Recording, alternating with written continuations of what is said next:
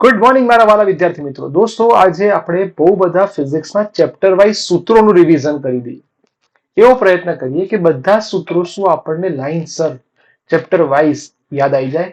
તો તૈયાર થઈ જાઓ એક સરસ સફરની અંદર કે જેની અંદર આપણે બધા સૂત્રોનું એકદમ ફટાફટ ક્વિક રિવિઝન કરવા જઈ રહ્યા છીએ, અથવા તો એવું કહી શકાય કે બધા સૂત્રોને તમારી માટે એકવાર સરસ રિવાઇઝ કરાવી દઉં કે જેથી દાખલા અને એમસીક્યુ ખૂબ જ સરળતાથી આવડી જાય. તો શરૂ કરવા જઈએ છીએ પહેલો કન્સેપ્ટ. નંબર 1 દોસ્તો, સૌથી અગત્યનું સૂત્ર વિદ્યુતભાર. વિદ્યુતભારનું સૂત્ર Q બરાબર Ne અથવા દોસ્તો Q બરાબર IT, જે વારંવાર આપણને કામમાં આવશે. નંબર 2, યાદ રાખજો પરમાણુ ક્રમાંક Z, પરમાણુ ભારાંક, એના સંદર્ભમાં પણ આના એમસીક્યુ આવતા હોય છે. એટલે ત્યારે આપણે શું કરવું પડે, તો એક વસ્તુ યાદ કરાવું, પેલા મોલનું સૂત્ર યાદ કરો. સૂત્ર હતું મમ મો અને નન ના. બસ એના ઉપરથી n ને કરતા બનાવી દો. તો n is equal two m upon m0 into na. બસ આ સંખ્યાનો સીધો ઉપયોગ કરી કાઢજો અને બેટા તમે Q બરાબર Ne વાપરજો.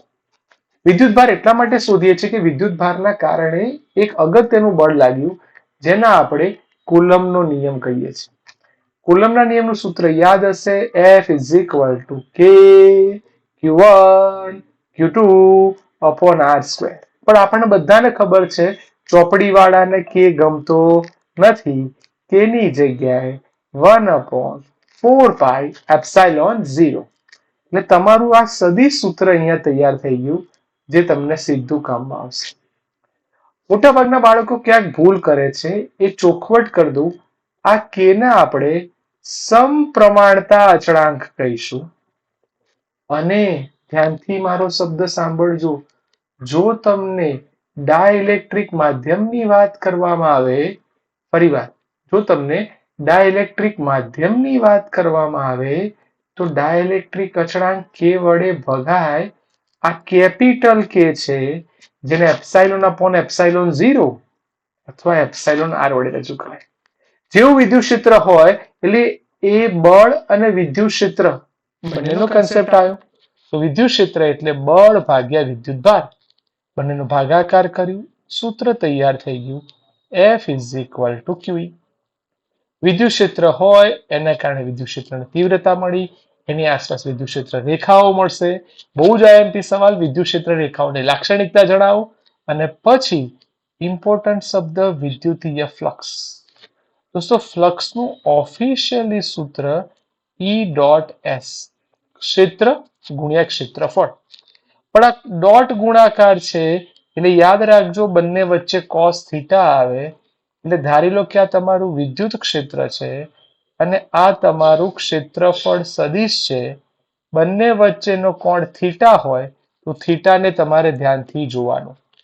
આ દોસ્તો યાદ રાખજો, અહીં ઘણા બધા બાળકો ભૂલ કરતા હોય છે. ડન છે? જઈએ આગળ. સર, ડાયપોલ શબ્દ આવે, જો તમે જોઈ શકો છો સરસ સૂત્ર આવ્યું. જો ડાયપોલ શબ્દ આવે તો ડાયપોલનું સૂત્ર તમારી સામે તૈયાર થઈ જશે, વિદ્યુત ડાયપોલ. ડાય એટલે બે, કે જેની પાસે બે વીજભાર આપેલા હોય, એક પ્લસ Q અને બીજું માઇનસ Q, તો એની જોડે તમારું સૂત્ર તૈયાર થઈ ગયું. એટલે યાદ રાખજો ડાયપોલ મોમેન્ટનું સૂત્ર P is equal to Q into 2a. ફરીવાર બેટા સૂત્ર તૈયાર કરી દેજો, P is equal to Q into 2a.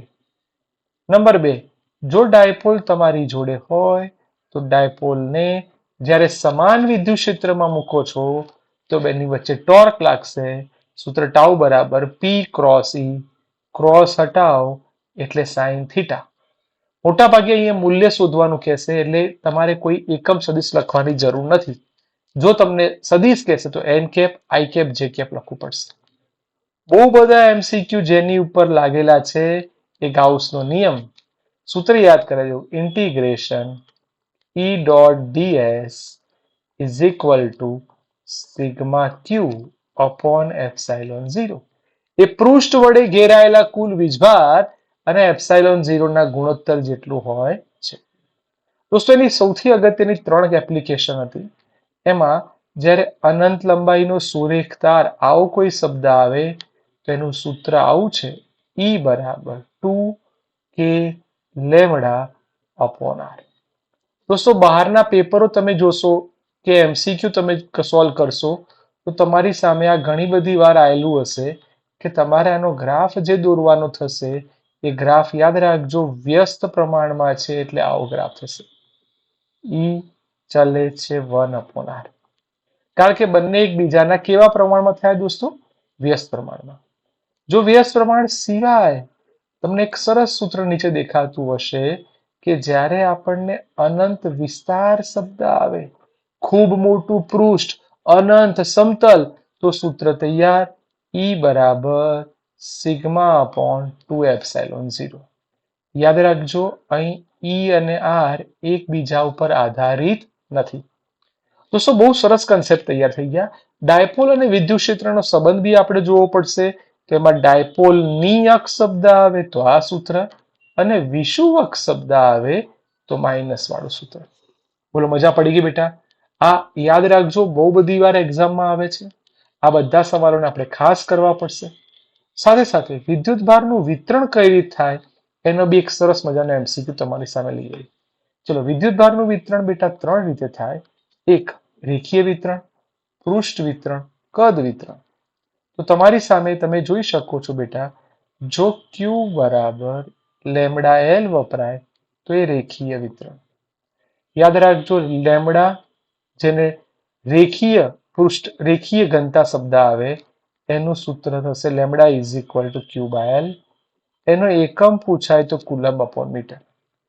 જ્યારે તમે કોઈ સપાટીની વાત કરો છો, પૃષ્ઠની વાત કરો છો તો sigma is equal two Q/S, એટલે કે કુલમ્બ અપોન મીટર સ્ક્વેર.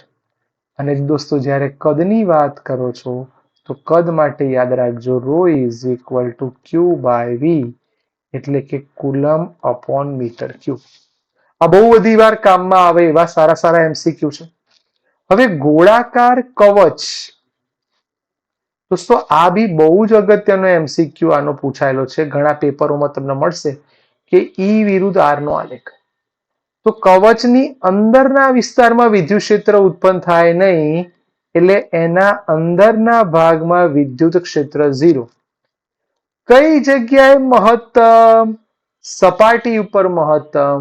અને દોસ્તો જેમ જેમ તમે સપાટીથી દૂર જશો એમ અંતરના વર્ગના વ્યસ્ત પ્રમાણમાં બદલાતું જાય. દોસ્તો આ સાથે આપણું પહેલું ચેપ્ટર પૂરું થાય છે. હજી આપણે એની આગળની સફરમાં જઈએ. ચેપ્ટર નંબર 2 વિદ્યુત સ્થિતિમાન અને કેપેસિટન્સ. દોસ્તો અહીં સૌથી અગત્યનો શબ્દ છે કે તમે અનંત અંતરથી કોઈ વીજભારને આપેલા વિદ્યુત ક્ષેત્રમાં લાવવા માટે કરવા પડતા કાર્યને તે બિંદુ પાસેનું વિદ્યુત સ્થિતિમાન કહે છે. સૂત્ર તૈયાર કરી દો, W is equal to Q × V. માટે વિદ્યુત સ્થિતિમાન V તૈયાર. દોસ્તો આનો એકમ તો આખા ગામને આવડે, મોટા ભાગે આનું પારિમાણિક સૂત્ર પૂછાય છે. હું તમને હેલ્પ કરું છું, તમારે મને કહેવાનું 1231 આવશે કે 1232 આવશે, પહેલા 2 માઇનસ આવશે કે છેલ્લા 2 માઇનસ, તમારે શોધીને કહેવાનું. દોસ્તો અહીંયા એવી ખબર પડી કે વિદ્યુત સ્થિતિમાન એ અંતરના વ્યસ્ત પ્રમાણમાં છે. સૂત્ર તમે જોઈ શકો છો, V is equal two 1 upon, એટલે કે KQ/R. પણ ફરી વાર યાદ કરાવું, ચોપડી વાળાને K ના ગમતો હોય તો K ની જગ્યાએ 4πε0 Q/R. દોસ્તો ડાયપોલ શબ્દ આવે, ડાયપોલ, તો V is equal two KP cos θ/r². જ્યારે ડાયપોલ અને ક્ષેત્ર બંનેની વાત આવે તો બહુ જ ફેમસ સૂત્ર દોસ્તો યાદ રાખજો, V બરાબર AD. યાદ રાખવા માટે વેદ, ફરી આપણા વેદનું સૂત્ર V બરાબર AD. દોસ્તો અહીંયા કેટલીક વાર MCQ માં વિકલનનો કન્સેપ્ટ આવે તો V is equal two minus E.dl. દોસ્તો આ પણ ધ્યાન રાખજો, આ યાદ રાખવા વાળા કન્સેપ્ટ છે. ડાયપોલને જ્યારે સમાન વિદ્યુત ક્ષેત્ર મૂકી દઈએ અને ભ્રમણ કરાવવા જઈએ તો એનું કાર્યનું સૂત્ર તમારે એકવાર જોઈ લેવું પડે. કાર્યનું સૂત્ર માઇનસ PE કૌંસમાં ખૂણાની બાદબાકી, એટલે કે cos θ2 માઇનસ કોસ θ1, જે તમે આ સૂત્ર જોઈ રહ્યા છો એ તમારી સામે. દોસ્તો ઉર્જાનો શબ્દ આવે અને એમાંય ખાસ કરીને શબ્દ આપી દઉં સ્થિતિ ઉર્જા. ફરી કયો શબ્દ બોલે બેટા આપણે? સ્થિતિ ઉર્જા. સ્થિતિ ઉર્જાનું સૂત્ર ખાસ જોજો કે મેં ઘણા એમસીક્યુમાં જોવા મળશે. તંત્રની સ્થિતિ ઉર્જા, આ કોની હતી? ડાયપોલની. તંત્રની સ્થિતિ ઉર્જા કે એટલે બંને વિદ્યુત ભારોનું સૂત્ર આવીને ઉભું રહેશે. U ઇઝ ઇક્વલ ટુ, સૂત્ર તૈયાર કરી દો બેટા. વિદ્યુત સૂત્ર માટે સૂત્ર U is equal two K Q1 Q2 upon R. દોસ્તો આના ઉપર તમને યાદ હશે, બહુ ઉદાહરણનો એક મોસ્ટ આઈએમપી દાખલો છે. ખાસ બેટા બોર્ડમાં એ જોઈને જવાનું. બાહ્ય વિદ્યુત ક્ષેત્રમાં તંત્રની સ્થિતિ ઉર્જા કે તો પહેલાનું સ્થિતિમાન ગુણ્યા પહેલાનો વીજભાર, બીજાનું સ્થિતિમાન ગુણ્યા બીજાનો વીજભાર અને બંનેનું ભેગી સ્થિતિ ઉર્જા. દોસ્તો બહુ જ આઈએમપી, જેના વગર બોર્ડનું પેપર અધૂરું છે, એવો સૌથી ઇમ્પોર્ટન્ટ શબ્દ કેપેસિટર. કેપેસિટર શબ્દ આવે છે તો કેપેસિટરનું સૌથી સરસ સૂત્ર Q બરાબર CV. ફરીવાર સૂત્ર તૈયાર? Q બરાબર CV. C ને તમે કરતા બનાવો તો કેપેસિટન્સનું સૂત્ર તૈયાર, C is equal to Q by V. Sir કેપેસિટરના પ્રકાર પડશે ગોળીય કેપેસિટર અને સમાંતર પ્લેટ કેપેસિટર. ગોળીય કેપેસિટર શબ્દ આવે તો C is equal to R by K. અને સમાંતર પ્લેટ કેપેસિટર કે તો આના MCQ યાદ રાખજો. C ચલે છે A, C ચલે છે 1 upon D. અને જો આની અંદર ડાઇલેક્ટ્રિક અચળાંક આવે તો કેપેસિટરમાં ગુણાય એટલે C ડેશ બરાબર CK. સર ધાતુ પદાર્થ, કેપેસિટરની બે પ્લેટો વચ્ચે જો ધાતુ મૂકી દેવામાં આવે તો ધાતુ માટે ભણી ગયેલા છીએ કે અનંત થઈ જાય. કેપેસિટરના જોડાણ વાળો બી સવાલ અલગ અલગ પેપર સેટમાં જોવા મળશે, એમસીક્યુમાં જોવા મળશે. શ્રેણી જોડાણ શબ્દ આવે તો 1 upon સરવાળો, સમાંતર જોડાણ સરવાળો, સાદો સરવાળો અને સંગ્રહ પામતી ઉર્જા કે તો કેપેસિટરમાં સંગ્રહ પામતી ઉર્જાના સૂત્રો 3, half CV square, half QV અને Q સ્ક્વેર બાય 2C. તમારી પાસે ત્રણેય સૂત્રો તૈયાર થઈ જવા જોઈએ. અને બહુ જ અગત્યનો શબ્દ ઉર્જા ઘનતા શબ્દ આવે છે તો ઉર્જા ઘનતાનું સૂત્ર ઉર્જા ભાગ્યા કદ. દોસ્તો અહીં એનો એકમ બી તમે યાદ રાખજો. ઉર્જાનો એકમ જૂલ અને કદનો એકમ મીટર ક્યુબ. હવે આની ઉપરથી જે પૂછાય છે ને બેટા એ બહુ મસ્ત પૂછાય છે. ચલો જૂલ છે એટલે M1 L2 T-2, કદ એટલે L3.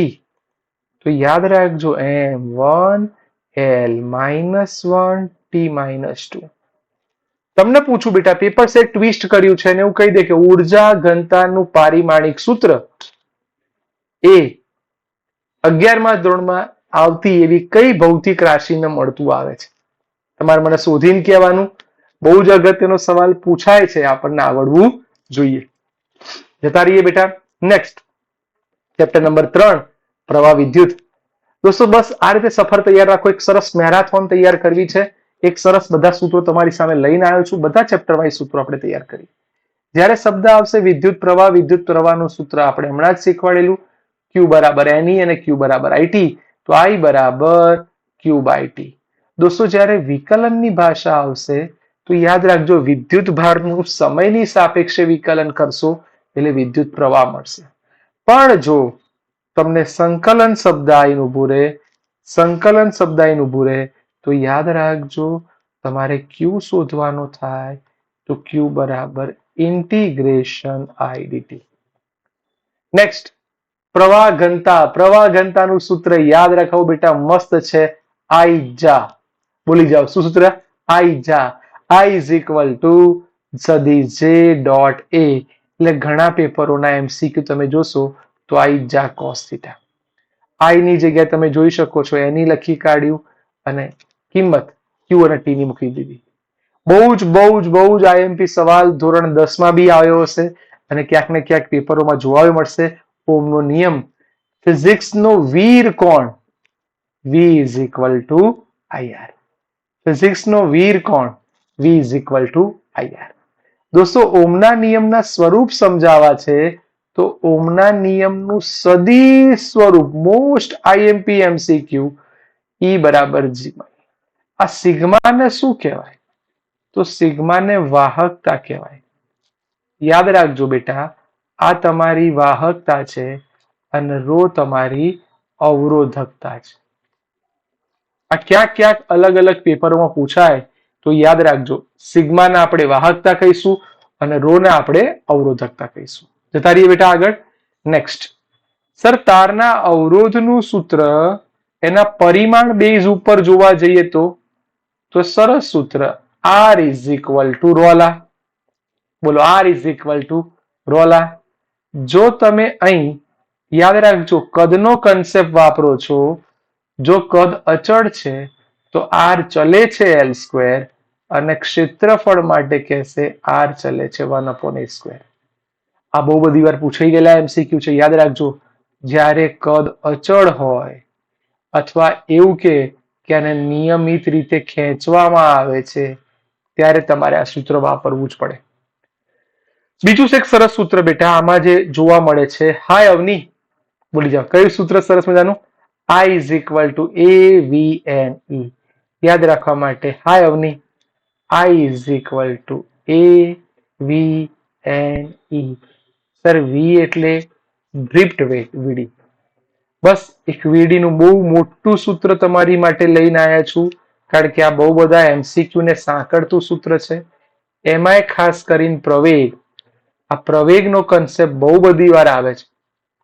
પ્રવેગ A is equal two EE/m into tau. દોસ્તો ટાઉને રિલેક્સેશન સમય તરીકે ઓળખવામાં આવે છે. એક સરસ હજી આગળ જતા રહીએ. બસ આ રીતે ઘણા બધા સૂત્રો તમારી જોડે આવશે. ચેપ્ટરના સૌથી વધારે સૂત્રો છે. Number 2, mobility. મોબિલિટીનું સૂત્ર બી તમારી જોડે તૈયાર કરી નાખીએ. દોસ્તો મોબિલિટી માટે તમને ખાલી ઘેરથી સોંપું છું, એનું એકમ અને પાસું એકવાર ખાસ જોઈ લેજો. ગુજકેટ હોય, બોર્ડનું પેપર હોય તો એમાં પૂછી શકે. દોસ્તો તાપમાન અને અવરોધનો સંબંધ, પહેલા અવરોધ કહી દઉં. બહુ ફેમસ સૂત્ર R બરાબર R0 1 plus alpha delta T. દોસ્તો આ અવરોધનું હતું અને એની ઉપરથી આપણે અવરોધકતામાં જતા રહ્યા. એટલે યાદ રાખજો, આ અવરોધ હોય, વિદ્યુત પ્રવાહ પસાર કરો એટલે પાવર ઉત્પન્ન થાય. પાવરના સૂત્રો 4, P બરાબર VI. ઉષ્મીય પાવર કે જૂલનો નિયમ કે I²R. સમાંતર જોડાણ આવે, વોલ્ટેજ અચળ હોય તો V²/R. સર ચોથું સૂત્ર તૈયાર થયું W/T. W એટલે તમને કોઈ પણ ઉર્જા આપી હોય ભાગ્યા સમય. અવરોધના પણ શ્રેણી અને સમાંતર જોડાણના સૂત્રો યાદ કરતો બેટા. શ્રેણીમાં સાદો સરવાળો, સમાંતરમાં 1 સરવાળો. અવરોધના સૂત્રો કેપેસિટન્સના સૂત્રો કરતા ઊંધા હોય. વિસ્ટન બ્રિજ યાદ હશે, વચ્ચેના ભાગમાંથી જ્યારે વિદ્યુત પ્રવાહ પસાર ન થાય, જેને ગેલેનોમીટરની સંતુલિત અવસ્થામાં કહેવાય, તો R1/R2 is equal two R3/R4. Done. Capacitor આ સાથે બેટરીના જોડાણની પણ વાત આવીને ઉભી રહેશે કે વિદ્યુત કોષ શબ્દ આવે તો વિદ્યુત કોષમાં જોડાણમાં કઈ રીતે થાય? તો શ્રેણી જોડાણમાં સરવાળો થાય. આ એનો EMF નો સરવાળો હતો, આ એના આંતરિક અવરોધનો સરવાળો. જ્યારે સમાંતર જોડાણ શબ્દ આવે છે તો સમાંતર જોડાણ માટે યાદ રાખજો E1/R1 પ્લસ E2/R2.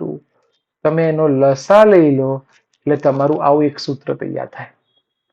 અને આંતરિક અવરોધમાં તો કમ્પલસરી સમાંતર જોડાણનું સૂત્ર આવ્યું, એટલે કે 1/R1 પ્લસ 1/R2. સેલ આપ્યો છે, સેલના બી MCQ આવે છે. ટર્મિનલ વોલ્ટેજની બે અવસ્થા, ચાર્જિંગ અવસ્થા અને ડિસ્ચાર્જ અવસ્થા. ડિસ્ચાર્જ જેમાં એનું EMF ઘટતું જાય એટલે માઇનસ આવશે, અને ચાર્જિંગ એટલે EMF પ્લસ કંઈક થાય ત્યારે વધે એટલે બંને વચ્ચે પ્લસ આવશે. યાદ રાખજો બેટા, પૂછાય છે. ચાર્જિંગ પ્રવાહ શબ્દ આવે તો આ સૂત્ર આઈ વાળું વાપરવાનું. અને એમાં પણ તમને એવું કહી દે કે એની જોડે n વિદ્યુત કોષો શ્રેણીમાં જોડાયેલા છે તો I is equal two V અને R ને અડવાનું નહીં. ધ્યાનથી સાંભળજો. તમે સેલ જોડો છો એનું EMF E છે, આંતરિક અવરોધ R છે. કોને જોડો છો? કોષોને જોડો છો. કોષોના જોડાણ છે. તો વાલા દીકરાઓ એની ઉપરથી તમારે n કોષ આપ્યા હોય તો n વડે ગુણવું પડે. બોલો સરસ બેટા. કિર્ચોફના બીજા નિયમની એપ્લિકેશન. આના વગર ચેપ્ટર અધૂરું છે. જોડે જોડે ચાલો તો માઇનસ, સામે આવો તો પ્લસ. દાખલા અને MCQ ગણ્યા હશે એટલે સર્કિટ વાળા મોસ્ટ આઈએમપી બે પત્તાના દાખલા તમને યાદ હશે. જ્યારે બેટરીમાં છેલ્લે કોણ આવે જોવાય, છેલ્લે પ્લસ આવે છે તો પ્લસ, છેલ્લે માઇનસ આવે તો માઇનસ. દોસ્તો સરસ મજાના 3 ચેપ્ટર સુધી આપણે પહોંચી ગયા છીએ. જઈ રહ્યા છીએ આપણે ચોથું ચેપ્ટર એટલે આપણી ભાષામાં ગતિમાન વીજભારની વાત. દોસ્તો મારો એવો ટ્રાય છે કે આ પોણો કલાકની અંદર મારે ભાગ એકના બધા સૂત્રો તમને સરસ શીખવાડી દેવા છે. ભાગ માટે પછી એમ કરતા કરતા ફિઝિક્સના બધા સૂત્રો જો તમને 1-1.5 કલાકમાં રિવાઇઝ થઈ જાય તો એક્ઝામની પહેલા તમે MCQના બી જ્યારે સોલ્યુશન કરવાના હો તો તમને એક સારો ફાયદો થાય. હે જી. ગતિમાન વીજભાર અને ચુંબકત્વ. દોસ્તો ચુંબકીય બળ શબ્દ આવે છે એટલે હું તમને એકવાર યાદ કરાવું. જેમ વિદ્યુત ક્ષેત્ર માટે F બરાબર QE હતું એમ ચુંબકીય બળ એટલે મેગ્નેટિક ફોર્સ શબ્દ વાપરું છું. Q ની જગ્યાએ ધ્રુવમાન થઈ જાય, E ની જગ્યાએ B થઈ જાય. ચુંબકીય બળ માટે 2 સૂત્રો બોલીશ. જો વિદ્યુત ભાર આપ્યો હોય તો QVB sin θ અને તમને તાર આપેલો હોય તો F is equal two IL cross B. એટલે યાદ રાખવા માટે BIL. દોસ્તો જ્યારે પણ સદિશ ગુણાકાર હટાવો છો sin θ આવે. દોસ્તો સાયક્લોટ્રોનનો કન્સેપ્ટ આપણી ચોપડીમાંથી નીકળી ગયો છે, પણ આપણે વિદ્યુત ભારને ગતિ કરાવીએ તો કેન્દ્રગામી બળ mv² અને ચુંબકીય બળ QVB. sin 90 એટલે 1. બસ આના ઉપરથી બેટા એ લોકો VV કટ કરી આપણને ત્રિજ્યા શોધવાનું કે તો ત્રિજ્યા ઇઝ ઇક્વલ ટુ mv/qb. યાદ રાખજો બેટા, આ ત્રિજ્યાનું સૂત્ર આનું ભૂરે. કોણીય આવૃત્તિ અને સાદી આવૃત્તિ. લોરેન્સ બળ એટલે વિદ્યુતીય બળ અને ચુંબકીય બળોનો સરવાળો. બાયો સાવર્ટ મોસ્ટ આઈએમપી સૂત્ર dB ઇઝ ઇક્વલ ટુ μ0/4π. એનું સૂત્ર ઓરિજિનલ લખી દીધું ખબર પડે. μ0/4π IDL ક્રોસ સદિશ R/R². યાદ હશે આ સૂત્ર? અહીંયા R કેપ કરી નાખો, તૈયાર થઈ જાય. મને આ સૂત્ર લખવામાં એટલા માટે ઇન્ટરેસ્ટ પડ્યો કે જ્યારે હું MCQ સોલ્વ કરીશ તો આવું આ નહીં લખું, આની જગ્યાએ ડાયરેક્ટ જ 10⁻7 વાપરીશ. MCQમાં મારી પાસે ટાઈમ બહુ ઓછો હોય, તો જ્યારે ઓછો ટાઈમ હોય ત્યારે મારે સમયને મહત્વ આપીને એક ફાસ્ટ શોર્ટ ટ્રીક બનાવવી પડે. દોસ્તો અતિ લાંબા તાર, અનંત લંબાઈનો સૂર્ય તાર શબ્દ આવે તો સૂત્ર B is equal two μ0I/2πy. દોસ્તો આનો MCQ પૂછાઈ ગયો છે. B એ y ના વ્યસ્ત પ્રમાણમાં છે. યાદ રાખજો, B એ y ના વ્યસ્ત પ્રમાણમાં છે. આ ભૂલાય નહીં, કારણ કે આ બહુ બધી વાર આયેલો આપણા માટેનો અગત્યનો MCQ છે. આગળ જતા રહી દોસ્તો, સોલેનોઇડ શબ્દ આવે કે ટોરોઇડ શબ્દ આવે, મુન્ની વાળું સૂત્ર આવે છે. સૂત્ર B બરાબર મુન્ની, જ્યાં n એટલે એકમ લંબાઈ દીઠ આંટાની સંખ્યા. સોલેનોઇડના 2 છેડાને વર્તુળાકાર વાળી દો એટલે ટોરોઇડ જેવી રચના બની જાય. એટલે એમ્પિયર માટે કન્સેપ્ટ. એમ્પિયરનો સર્કિટલનો નિયમ. દોસ્તો એક એવી રજૂઆત થઈ કે જેના આધારે ઘણા બધા MCQ તૈયાર થયા. સૂત્ર થોડુંક સુધારીને લખું છું. ઇન્ટિગ્રેશન B.dl μ0 એના દ્વારા ઘેરાયેલો કુલ વિદ્યુત પ્રવાહ એટલે સિગ્મા I. નેક્સ્ટ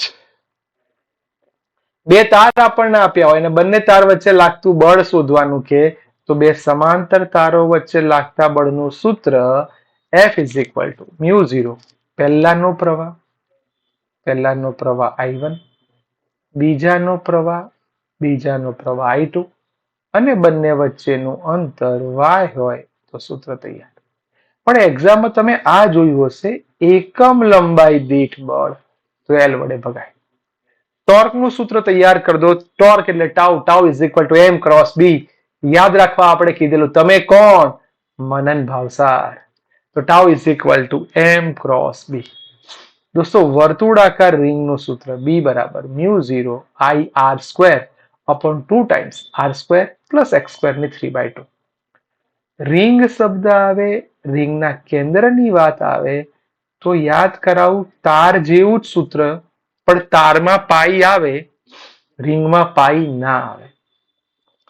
તેનાથી અમુક અંતરે શબ્દ આવે, અંતરે તો x ની એન્ટ્રી થાય. એટલે આ સૂત્રમાં તમારે એવું સમજવાનું બેટા કે r ની જગ્યાએ આપણે 0 મૂકી દીધું અને તમારું સૂત્ર તૈયાર થઈ ગયું. સરસ એપ્લિકેશન ગેલેનોમીટર. ગેલેનોમીટર માટે સૂત્ર સરસ, તેરે બિના સાઇન થીટા. સૂત્ર મોઢે કરી નાખો, તેરે બિના સાઇન થીટા. કારણ કે મેગ્નેટિક મોમેન્ટનું સૂત્ર ભણી ગયા છીએ. એ પણ જો આટાની સંખ્યા આપી હોય તો ના એ તો તેરે બિના સાઇન થીટા અને બીજું સૂત્ર કે ફાઈ. ફાઈ એટલે ફ્લક્સ નહીં સમજવાનું, કોણીય સ્થાનાંતર સમજવાનું. કારણ કે ભણી ગયેલા ટોર્ક ચલે છે ફાઈ અને એની પરથી ગેલોનોમીટરમાં આવ્યું I ચલે છે ફાઈ. આનો સિદ્ધાંત હતો. ગેલોનોમીટર નું એપ્લિકેશન, ગેલોનોમીટરનું એ મીટર, ગેલોનોમીટરનું વોલ્ટ મીટર. ગેલોનોમીટરનું એ મીટર બનાવવા જઈએ એટલે અગત્યનો શબ્દ અહીં ઉભો રહેશે શન્ટ. યાદ રાખજો, ગેલોનોમીટર સાથે જોડેલો યોગ્ય લઘુ અવરોધને શન્ટ કહે છે. આ યાદ રાખવાનો શબ્દ. S નું સૂત્ર S બરાબર જી જા G upon I minus IG. S બરાબર જી જા G upon I minus IG. દોસ્તો શ્રેણી અવરોધ, શ્રેણી અવરોધ એટલે R બરાબર V upon IG minus J. એ લોકોની બે કન્સેપ્ટમાં જતા રહો, સેન્સિટિવિટી ઓફ કરંટ અને sensitivity of voltage. Sensitivity of કરંટનું સૂત્ર યાદ રાખવા માટે બેંક અને sensitivity of voltage Banker. V ની જગ્યાએ IR લખી કાઢ્યું. દોસ્તો 5મું ચેપ્ટર ચુંબકત્વ અને દ્રવ્ય. જ્યારે ચુંબકત્વ અને દ્રવ્યની વાત કરવા જાઓ છો તો એની માટે જે ધ્રુવમાનનો કન્સેપ્ટ મેં તમને ચેપ્ટર 4માં કીધેલો એ દેખાઈ જવો જોઈએ. મોમેન્ટનું સૂત્ર IA આવી ગયું. જેમ ચેપ્ટર 1માં P બરાબર Q ઇન્ટુ 2A આવતું હતું, એમ અહીંયા P ની જગ્યાએ મેગ્નેટિક મોમેન્ટ થઈ જશે, Q ની જગ્યાએ ધ્રુવમાન થઈ જશે અને 2L થઈ જશે.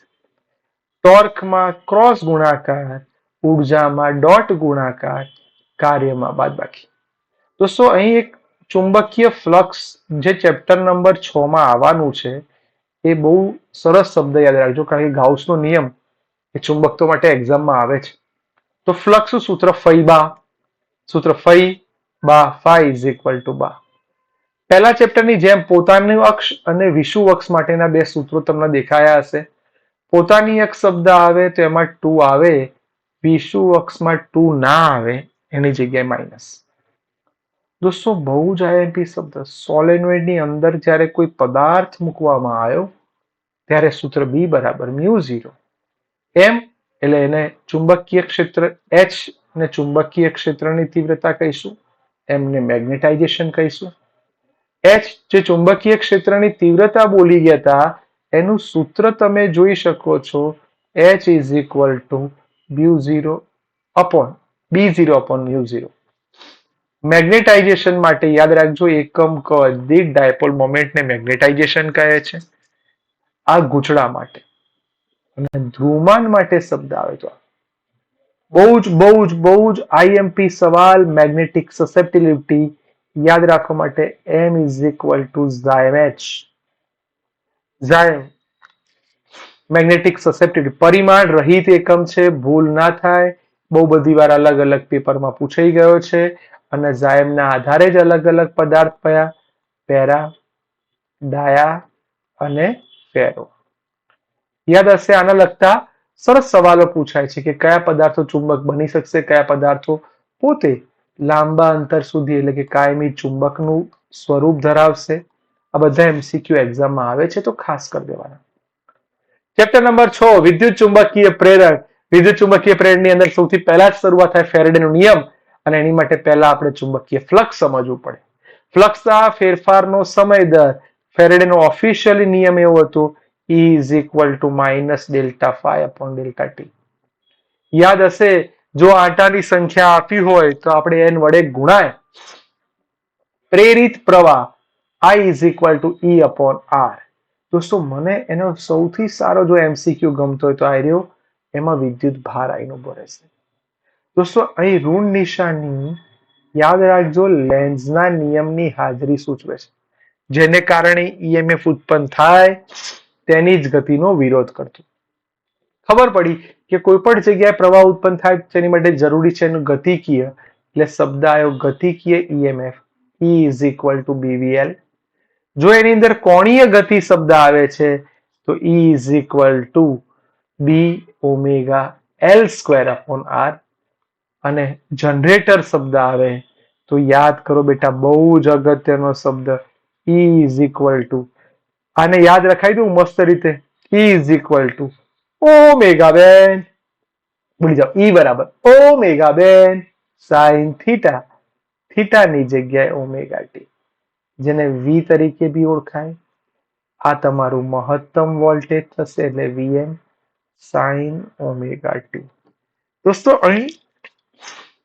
Vm બોલો E max બોલો આ બધાનો મીનિંગ સરખો થાય છે એટલે ધ્યાન રાખવાનું આ એટલા માટે ભણ્યા કે અહીંથી ખબર પડી કે એની આસપાસ જે બનશે એને પ્રેરણ કહેવાય બે પ્રકારના પ્રેરણ થયા આત્મા અને અન્યોન્ય બે ગૂંચળા આપ્યા હોય તો બીજાનું ફ્લક્સ પહેલાનો પ્રવાહ એટલે એને અન્યોન્ય મ્યુચ્યુઅલ ઇન્ડક્શન કહેવાય અને એના ઈએમએફ નું સૂત્ર આવું હતું E is equal to m di by dt એમાંથી એમને કરતા બનાવ્યો એટલે તમારું સૂત્ર તમને દેખાઈ ગયું ઋણ નિશાની લાવવી જ પડે લેન્સ આપણો ભાઈબંધ ખાસ આવે એ જ રીતે એક જ ગૂંચળું આપ્યું હોય તો એકમ પ્રવાહ દીઠ તે ગૂંચળા સાથે સંકળાયેલા કુલ ચુંબકીય ફ્લક્સને આત્મપ્રેરકત્વ કહેવાય એટલે આત્મપ્રેરકત્વનું સૂત્ર તમારી સામે છે L is equal to n phi upon I તબિયત નહીં સારી પણ આપણે એટલા માટે લેક્ચર લઈ રહ્યા છે બેટા કે સૂત્રોનું એક સરસ રિવિઝન એ ઘણા બધા એમસીક્યુ તરફ લઈ જશે ઘણા એમસીક્યુ ને ફટાફટ સોલ્વ કરાવશે અને એક્ઝામ ટાઈમે દાખલા તમને બહુ સારી રીતે આવડશે આપણો એક જ ટાર્ગેટ છે યુ આર ધ બેસ્ટ તમે સરસ છો અને એનું સરસ પરફોર્મન્સ લાવો જતા રહીએ બેટા આગળ ઇન્ડક્ટર ની અંદર સંગ્રહ પામતી ઉર્જાનું સૂત્ર કહેશે તો આપણે એક સરસ ઇન્ડક્ટર દોરી કાઢીએ ઇન્ડક્ટરમાં સંગ્રહ પામતી ઉર્જાનું સૂત્ર તમારી સામે છે E is equal to half Li square A concept આપણે વાપરી દીધો આની અંદર L is equal to mu 0 n square A upon L આ સૂત્ર આવેલું એટલા માટે યાદ કરાવું છું કે ઘણા પેપરોમાં આ યાદ રાખજો L ચલે છે n square અને ક્ષેત્રફળ બી ઉપર જ છે એટલે L ચરે છે ક્ષેત્રફળનું સૂત્ર પાઈ આર સ્ક્વેર મૂકી દો એટલે તમારું સૂત્ર તૈયાર થઈ જાય પણ બે સમઅક્ષીય સોલેનોઇડ કે સમઅક્ષીય જેને અક્ષ એક સરખી છે તો બંનેના આંટા જો અલગ અલગ હોય તો પહેલાના આંટાને n1 તરીકે રજૂ કરાય અને બીજાના આંટાને n2 વડે રજૂ કરાય જો સોલેનોઇડનું આત્મપ્રેરક સૂત્ર આવી ગયું બીજું ઉર્જાનું સૂત્ર અને ખાસ દીકરાઓ એની ઉર્જા ઘનતાનું સૂત્ર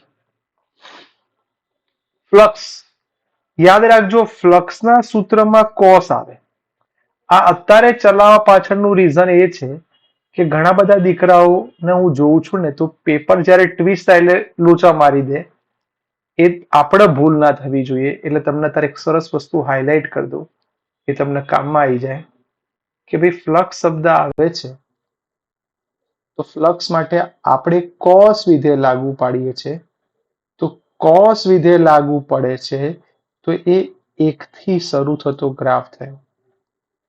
યાદ રાખજો, આ ગ્રાફ મેં અહીંથી શરૂ કર્યો છે કોસ વિધેય પ્રમાણે, એટલે તમારું ફ્લક્સ આપશે.